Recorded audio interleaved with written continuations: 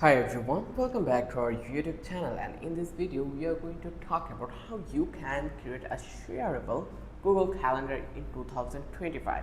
So throughout the video I am going to break down step by step process. So without any further ado, let's get started. So first of all, here you actually will get to see this kind of an interface when you will visit this calendar.google.com, and here you can see we have a couple of sections in the left corner. This one is creating, then the July month, like it is the current month, will be shown in that place.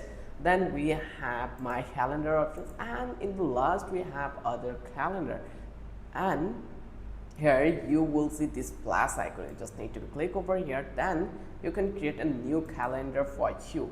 So I'm going to give a new calendar that will be Philippines times or Philippines holidays, and then you can provide description if it is needed. Then you can select time from that place. It's totally up to you. Then click create calendar. Once you did, then you will get this kind of an interface, and also you can see it will have this configure option. You just need to click this. Once you click over here, then eventually you will get couple of options. So here you just need to click on this access permission for events. So once you click over here, now you just need to be add your people or groups in here to get this calendar on their feed. Also you can get like make available for public.